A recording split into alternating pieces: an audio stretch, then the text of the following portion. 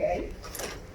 They have reached some goals, some significant goals. They're getting along with people. They have relationships. They're independent. And what that means, autonomy means you can pretty much take care of yourself and make your own decisions and rely on yourself and feel pretty good about it. Doesn't mean you are a hermit. It just means that you're okay on your own. You also accept yourself as you are. You realize you have some faults. You realize other people do too, and that's just the nature of life. But we see the good in ourselves and the stuff we'd like to work on. And the degree of nonconformance means that you can make your own choices, that you can decide on which path you're going to take. If everyone else in the class is, 20 of the students have decided to meet at Hooters after class and have knocked down a few beers, and you might choose not to do that, and you're not just a blindfold. Or you might be the person who suggested, no one wants to go with you and you go by yourself. So, anyway. Some more things is that you don't always have to be surrounded by people. You're good with being alone at times. And you do recognize the beauty of life. And once in a while you see the geese flying overhead, or you see a snowflake or something, and you appreciate the world we live in. And you have satisfactory relationships, friendships, whatever. You can identify with other humans. Hopefully you're democratic and ethical in character. If you're not, if you don't treat other people well, you probably have some major glitches, and you're probably not serious, actually. Dahmer, that says you're not like Dahmer. Dahmer, Jeffrey Dahmer, he was really lonely, and he would kidnap people and restrain them and do things, but eventually kill them. I don't know if he said, say something he didn't like, or he just figured they were going to escape. If they made an escape, he definitely did. He killed like 30-some people or something. But he really didn't want them to be gone, so he kept their bodies. He froze a lot of them. He even ate some of them just to try to incorporate them into himself so that he wouldn't be so lonely. So he really didn't see them as individual people. He just saw them as sort of like toys. So he really didn't identify with the other community. Okay, so mental health is absolutely fluid. We do not, you can be at the top of the pyramid and everything's going great. You've reached a lot of your professional and personal goals, educational goals, and things are great, and then maybe you lose your job, or your life partner leaves you, and suddenly you're a little rocky. Your self-esteem took a big hit.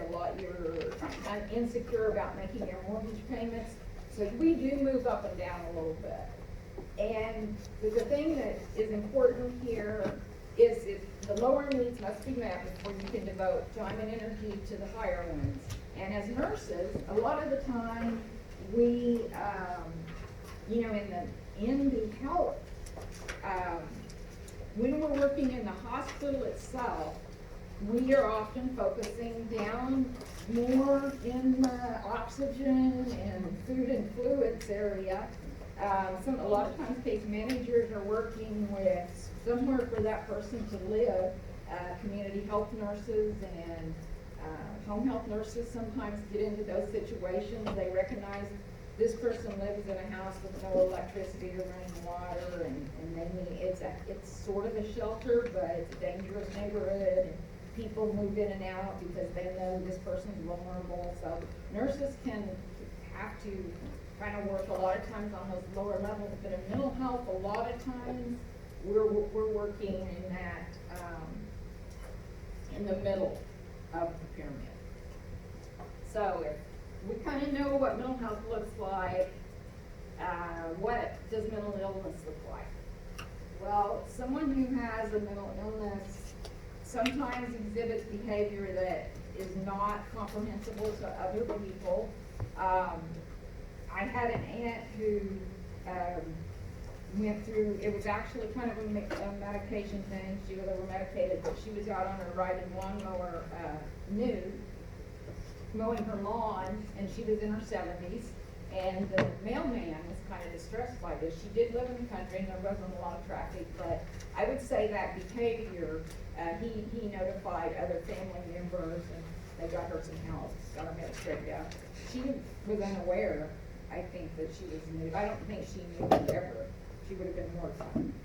So that would be an example of, and then people who talk to the air, they're talking to someone we don't see that isn't there. They're having an argument maybe with that other person that's invisible. That's not very comprehensible to us. Mowing your lawn in the nude is sort of abnormal according to our cultural or societal norms. So we understand what those are. Dysfunction and emotional regulation and behavior. People who just really can't control. They're very volatile, or they're so depressed that they are vegetative, or they're manic, they're so full of energy that they cannot sit down. Those are some dysfunctions that they just cannot necessarily, are not in the typical range on the continuum. Dysfunction and cognition. I put the American Psychiatric Association there because that's part of what they require to say that this person has a mental illness. Maybe it's concentration, being able to focus on what's going on around them. Maybe it has to do with their picture of reality.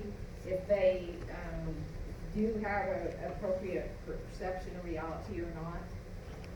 But the bottom line, what's underlined there, is that the mental illness, in order to be a mental illness, it has to be associated with such a level of disability that they cannot stay employed. They lose jobs, or they're unhireable. They have a lot of problems with social interactions. They cannot maintain relationships, often with family, cannot keep friends, and they maybe offend people at the grocery store, or get into altercations at the gas station, and that sort of thing. So those are things that have to be present to say that this person has a mental illness. It has to be bad enough that they cannot be employed, really, because they cannot keep their behavior and emotions working well enough. Okay. So we're going to talk a little bit about the cultural etiology of illness and disease. That wasn't one of the theory learning outcomes, but it is necessary to realize that people, depending on the culture that they come from, their definition of health might be a little different than yours.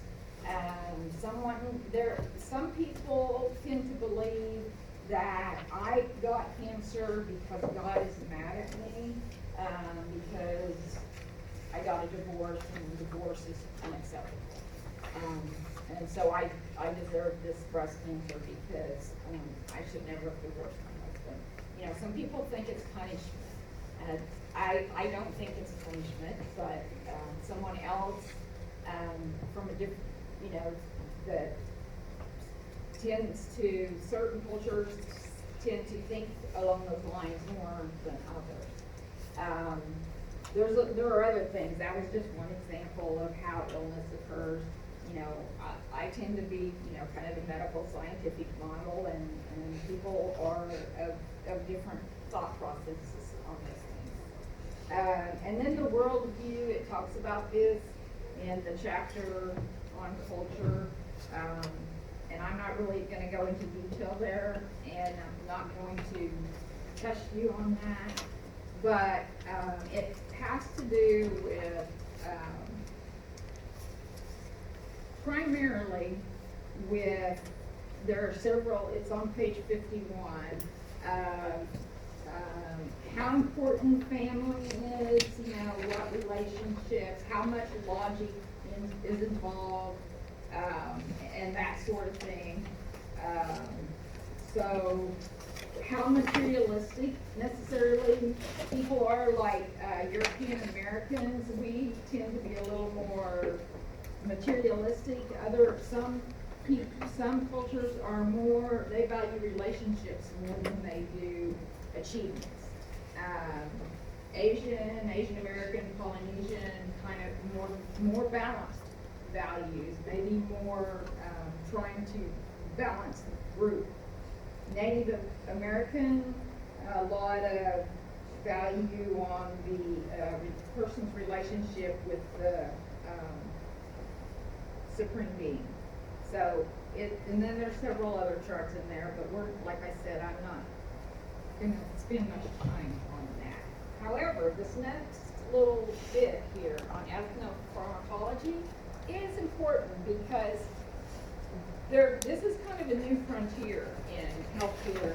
More and more research is being done and looking at DNA and learning that people from certain ethnicities react to medications differently. Some ethnicities require lower doses of certain medications. Some, you can overdose rather quickly if you're not careful. So it's kind of a new piece, and they're studying it more, and it really has an impact in the psychotropic drugs significantly. But as an example here, there is an enzyme, aldehyde dehydrogenase, that is necessary to break down alcohol.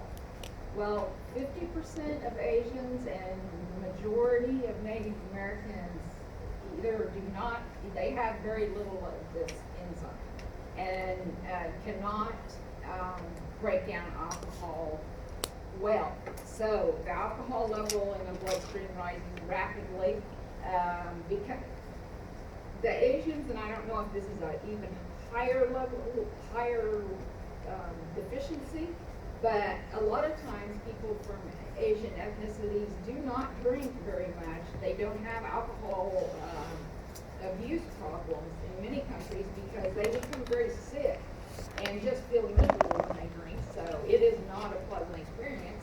It's not a reward center kind of thing. If it makes you sick at your stomach, if you have one mixed drink, you're probably not going to be a drinker. Now, Native Americans tend to get intoxicated very rapidly because their blood level rises, and so they have very high rates of alcoholism. So it's like there's something a little different going on with the two, but it's been narrowed down to this particular enzyme. So, some people just jump to conclusions and say, well, Native Americans are a bunch of drunks. Well, actually, there is a physical basis of how and what their body breaks down alcohol that causes them to become very, very susceptible. So we are going to talk a little bit briefly, and I think we covered a little bit of this the first semester, but not all of you were here the first semester. And this is more in relationship to mental health. People with poor finances and lack of insurance in the United States, we do not have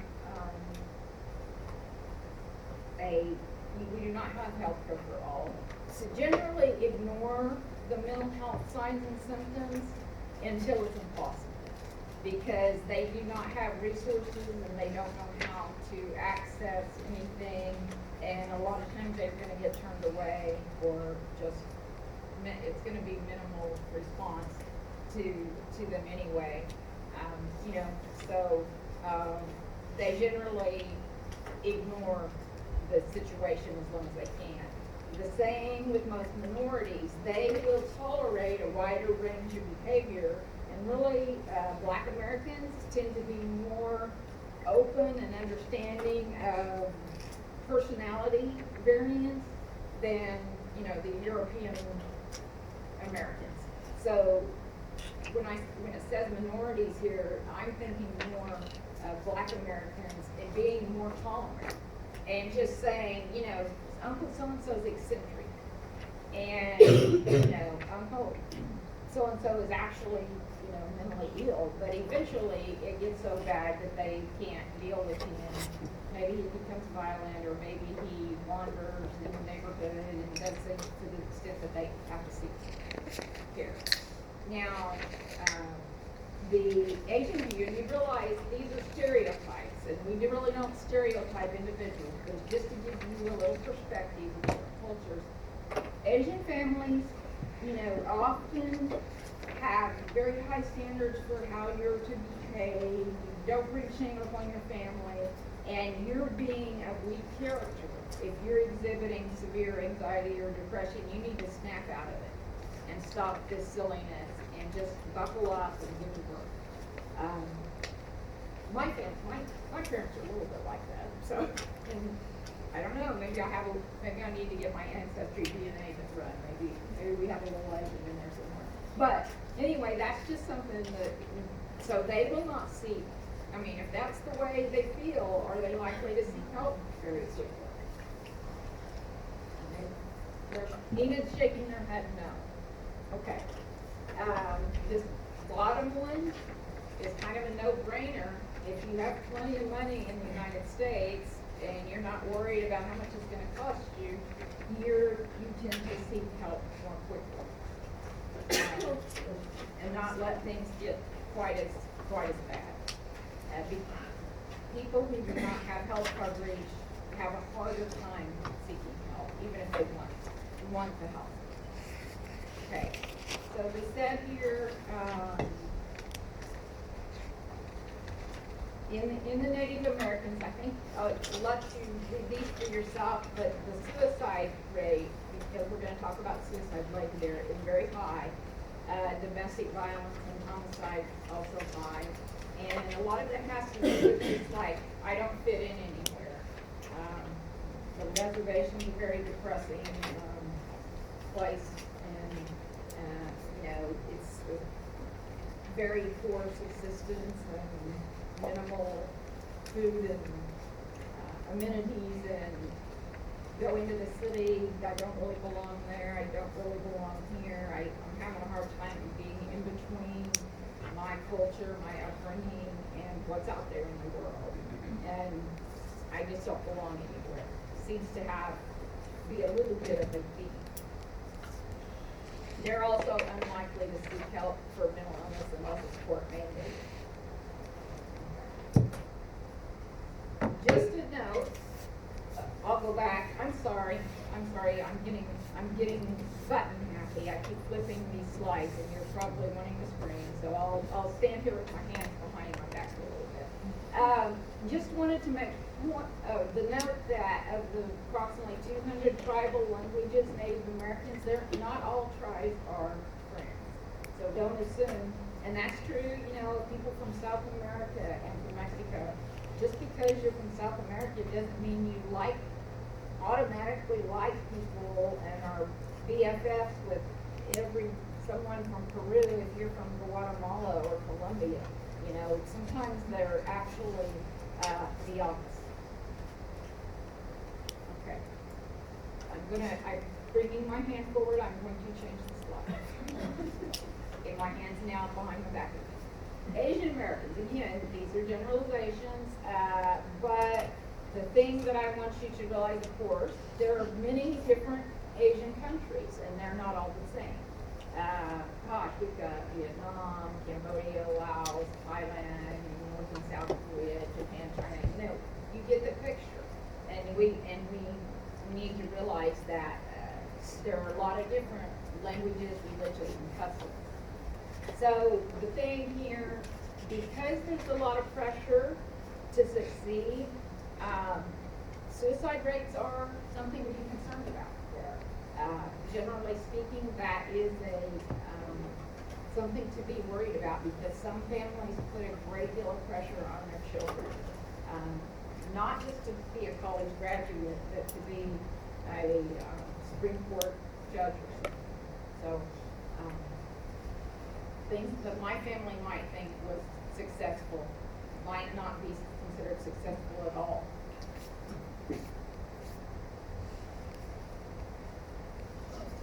Barriers to being a culturally competent nurse usually has to do with miscommunication between nurses and clients.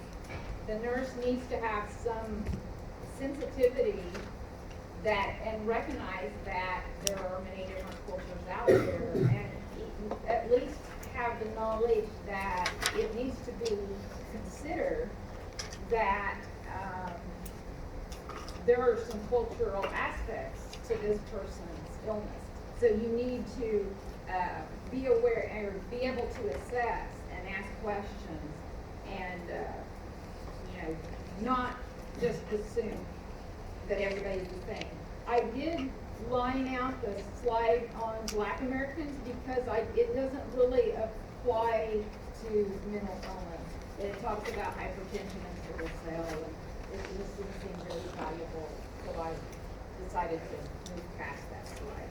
So if you're wondering why I missed it, it's because I think it applies somewhere else and not to this section.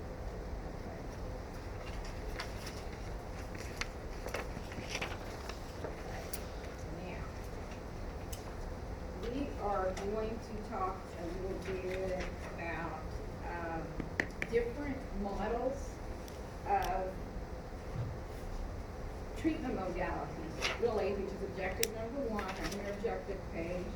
And the first thing we're going to talk about is the recovery model. So, I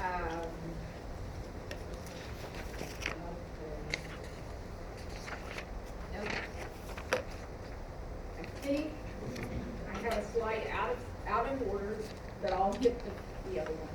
So, recovery is defined as a process of change which individuals improve. Through this process, they improve their health and wellness, can live a self-directed life, and strive to reach their full potential. So some of the things that you need to think about there is that recovery is not linear. People have setbacks. They sometimes, it requires more than one hospitalization. It requires adjusting medication. Things should not be considered failure. If someone is working on their recovery from a mental illness or a substance abuse problem. Staff nurses tend to, one of the roles that's important for staff nurses is to emphasize that person's strengths and abilities, however small they are. So when we talk about, well, what do the nurses do? That's part of your therapeutic relationship. That's part of what a mental health nurse should do, is recognize, even if that person makes eye contact, that might be something you would praise them. If maybe you saw them smile at another client and say good morning, that would be something you would say, that was really nice that you told so-and-so good morning. So these things seem so inconsequential, but they're not. You think the nurses don't do anything but pass meds, but if you really look into it, there are other things going on. It's just that do we have the ability to recognize what they're doing, or that some small comment is valuable and therapeutic, or some little question is therapeutic. So would you say that was recommending improvement, is that what you said? Or like improvements in their mental health? Yeah, sure. I said it's on the next slide, emphasizing their strengths and abilities, but also, giving them positive feedback that they're coming along, that they're making progress, so they can feel good about themselves. Treating people with dignity and respect. You really should not work in mental health or substance abuse. You cannot treat every individual with dignity and respect. Actually, you probably shouldn't be a nurse. I'll just right out there. Now, the recovery model does not focus, and really mental health does not focus on a cure. It's the movement toward a meaningful way of life. So it's on being able to function in society, but not expecting them to be always, perfect. There'll be ups and downs.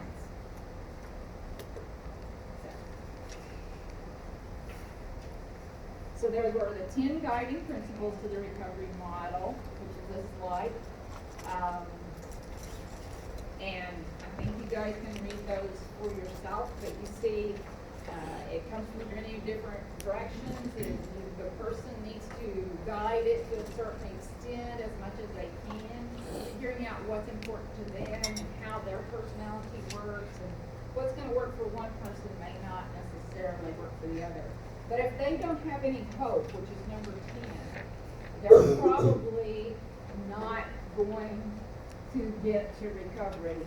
So providing a little bit of hope is something that nurses can do, and we'll talk a little bit more about that, about therapeutic relationships too. So identifying strengths, supporting the person, encouraging them to in whatever ways possible, and so on and so forth. So, we do not tell clients what to do, but we try to collaborate or partner with them instead. That's not to say that when we're out here with these children, that there won't be times we do have to tell them to brush their teeth. We will. But as far as telling them how to get well, what they need to do to get well, we might provoke them to think a little bit and try to get them to choose some courses of action, but it's collaborative. It's a partnership. Try to empower people to take a few little tiny risks, try some new things, encourage them to take responsibility for their own care, and give them some coping strategies, boosting confidence and that hope, and then respecting them. Okay, now I added this slide. This isn't a test question, but it was in your text, except for one word. I added one word myself. Well, maybe. Okay, so this was Freud. Freud said a goal of mental health treatment, a reasonable goal, is to transform the absolute misery of psychological disorders into the common unhappiness of everyday life. Now that sounds like life is kind of joyful, but I think what he meant was we all have some unhappiness. We have things that upset us. We have things that distress us. And we're, let's just go out on a limb and say we're all mentally healthy. But it's expected in everybody's life a little rain must fall, right? But people who have actual mental illness, it is misery. And it's miserable. My word was absolute. I threw in absolute. Because it is much more distress than what we encounter in our everyday life. And you will think when you get into some of the psychopharmacology that they're trying to numb these people to the point that they don't feel anything or think anything. They're just walking zombies, but that's not true. The hope is that they will be able to function better. Now, a lot of people who suffered a lot of trauma, maybe they've had a lot of losses, and get into self-medicating, are trying to numb themselves. They don't want to feel the pain of their losses, and that can happen. But that's not a goal of therapy, to numb people completely. We want them to be able to work through their losses, not feel them at all. Give them the coping skills and strength to face up to them and deal with them. So, like I said, that's not a test slide. That's just something that I thought you should have. Now this one may or may not apply to your child. This is the first 3 pages of your textbook, talks about the 3 M's of mental health nursing. It's only 3 things. Me, medication, and milieu. So, and that applies to objective 2, I believe, on your objective page. I'll just, nope. Well, no. Well, actually it does. It refers back to the therapeutic nurse-client relationship. So me means use of self, and how you use yourself is with building some trust and knowing what is and isn't therapeutic communication, and using it, and then your personality, your interpersonal skills. Medication, the majority of people with diagnosis of mental illness will not get well without some medication. So it is very important for a nurse who works in mental health to become knowledgeable about the medications that are frequently prescribed, to be able to teach the client in a way that they'll understand about their medications, and then of course to administer them safely.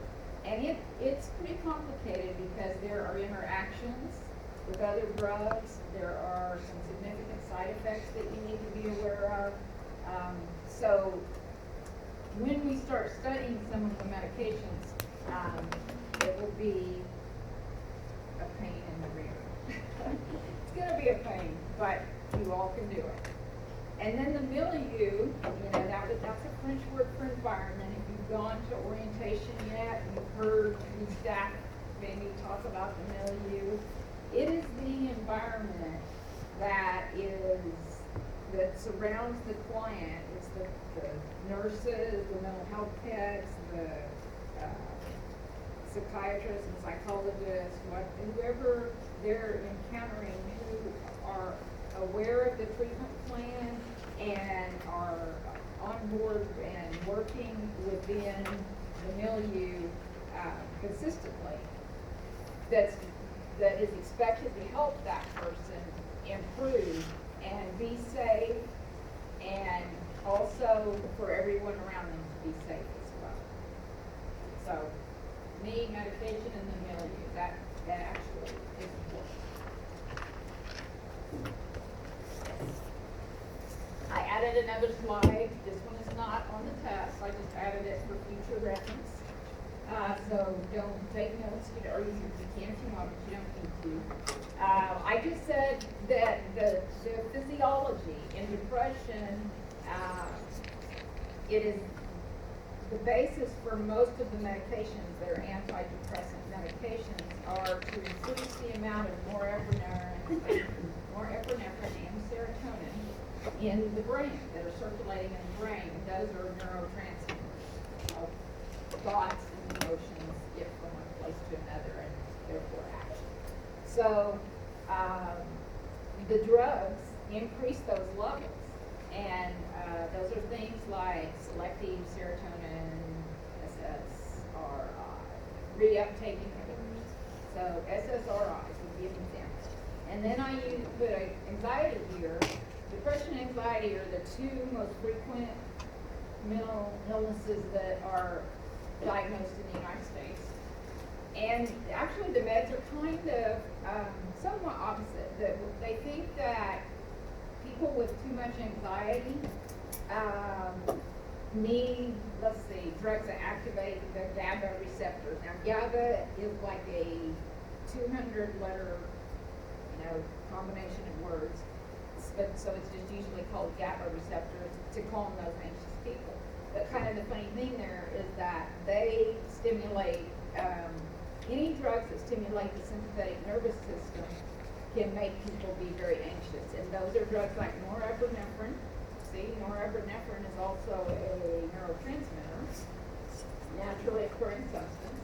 Epinephrine, that's a substance that circulates in your body, but is also can be given as a drug.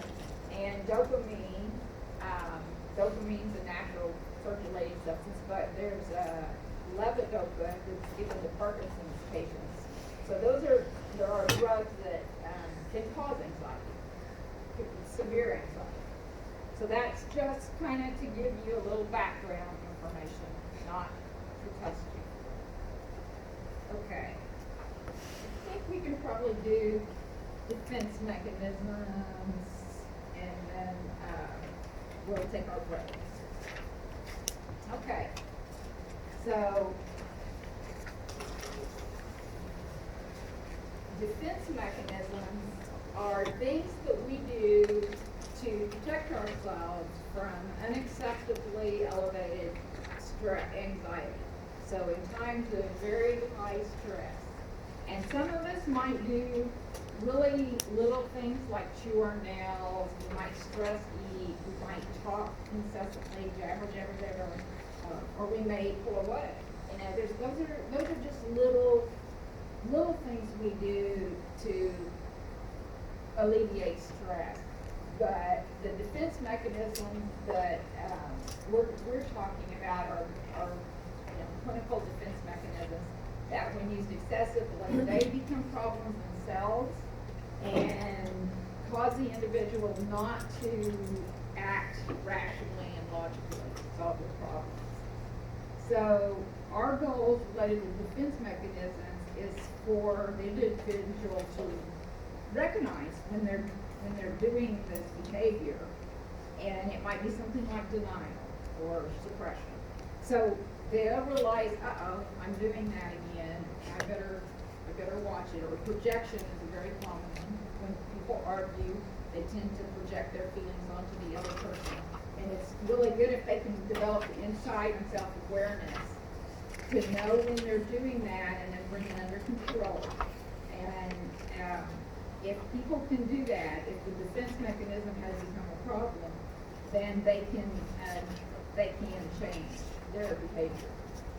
They recognize it cognitively, and they can bring about behavioral change. You can say, I gotta cut that out. I'm overdoing it. Would you recommend us to know all the different types of defense mechanisms on 7.2? Let's see, that table 7.2 is a good, I'm glad you brought that up, Amber. There are, and we did this last semester too, we went through, but we didn't do too many of them. There, I wish I could tell you that you don't have to learn them all, but just for an influx, I mean, something you might almost never see, like conversion or something like that, maybe I would not, well, actually conversion is pretty common. Yeah, I think you need to learn the defense mechanisms, because I think as a nursing student and as a nurse, you need to have a pretty good idea when they're happening. And also for your influx, I mean, I'd like to say you'll only see something like denial or repression on influx, but I don't have any idea what you might see. Now, one of the things, some of these, like the intellectualization, and I think the example in the book may have been someone who was raped, and they're talking about it very casually and just giving just going down the list. Well, first, he yanked my head back by my hair, and then he put the knife in my throat, and he called me such and such, told me he was going to kill me. And they're acting so casual, you're like, somebody might walk away and say, I don't think that really even happened to that woman, or she'd be crying and shaking.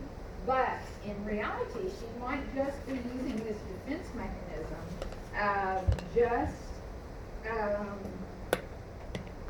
not showing what she's feeling. And also that she could be repressing a lot of it. So, there are ways for people to respond that are different than you might expect them to. Does not mean that they're not feeling something. They're just using a defense mechanism so that they don't have to deal with those feelings.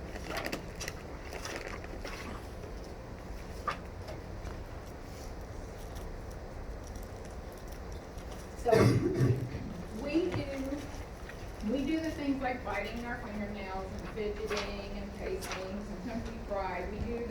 that are, you know, considered normal. Maybe stress eating, exercising a lot, things we do to make ourselves feel less stressed. We also do some of these others. We may suppress something consciously. When my husband died very unexpectedly, he had I would, as I came home from work, I probably did this for about a year.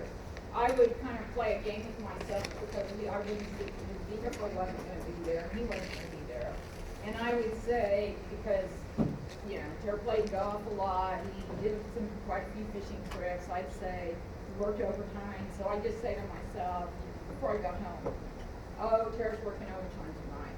Because I did not want to feel how bad it felt to drive up to that driveway and not see the vehicle. So I purposefully, consciously took it away until I could get it. So that was a defense mechanism that I used. And I, you know, it got me through a rough time, so people use them. There's an example, I think, is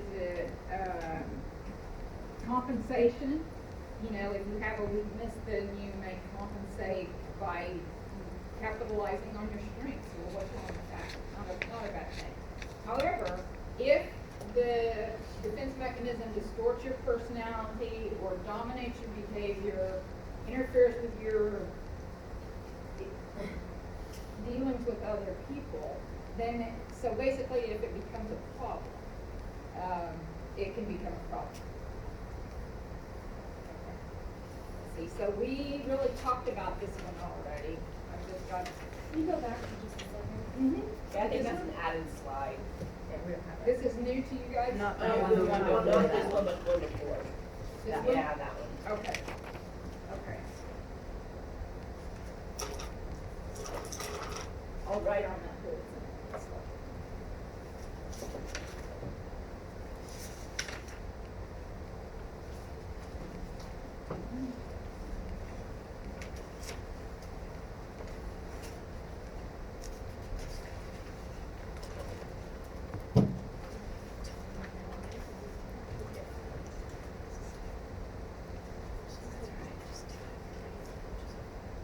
I think I added this just to describe them better, to tell you a little more about. It is hot in this room. I know, it's really. No, it's Right. not. Okay. Yeah, It's great. We gotta enjoy it hot. before we walk Some outside. of us are burning up and some of us are happy. Normally it's cold. We'll take a break as soon as we finish with these. Oh, we did cover this slide. I apologize, it was out of order. Okay, we talked about this.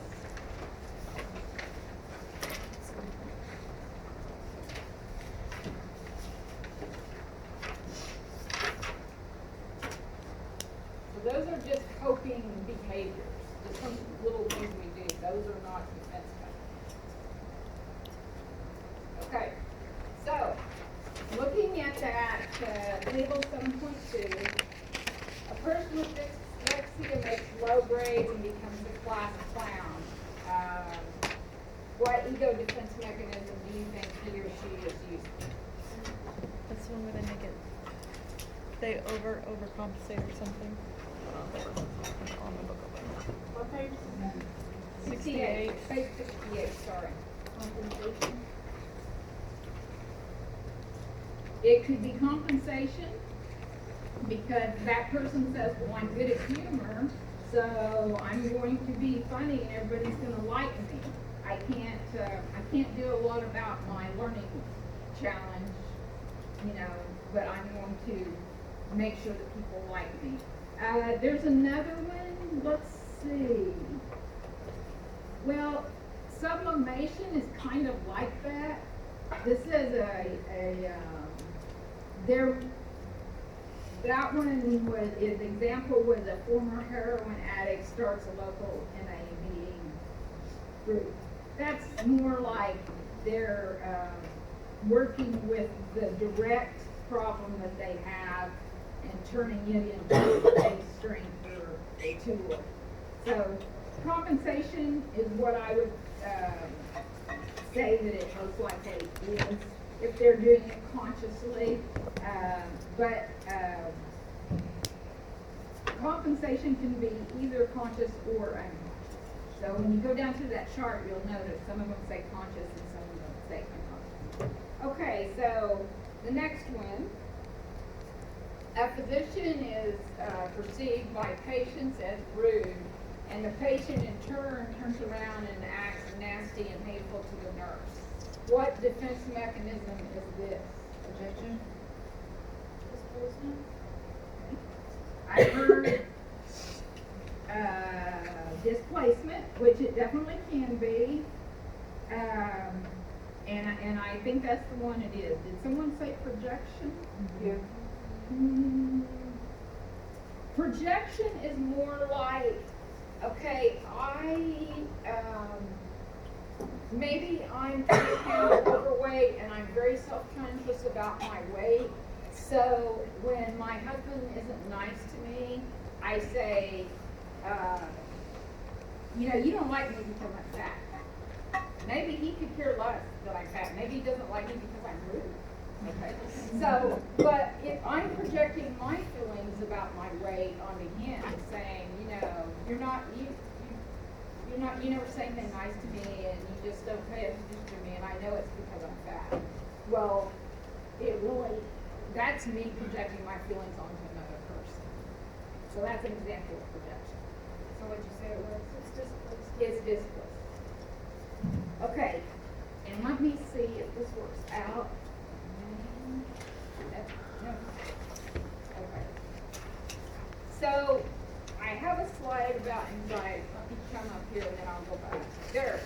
This is the last one on defense mechanisms. I'm gonna take this slide. The reason I put this slide here is because we use defense mechanisms because of high anxiety. So I just stuck it on here and said, when you feel uncertain, helpless, and that anxiety is kind of normal. We all experience it from time to time. It's not a problem until it escalates to the point that it interferes with your ability to meet basic needs. You do have this slide somewhere. It's on the next page. Okay, it's on the next page. But they're actually, the world is so chaotic that there are people that get very anxious just watching the news, and the therapists tell them, the doctors counsel them sometimes not to read the newspapers, not to watch those news channels. When I did a little bit of home health, and I walk into someone's house and they have it on CNN all the time, and it's always negative,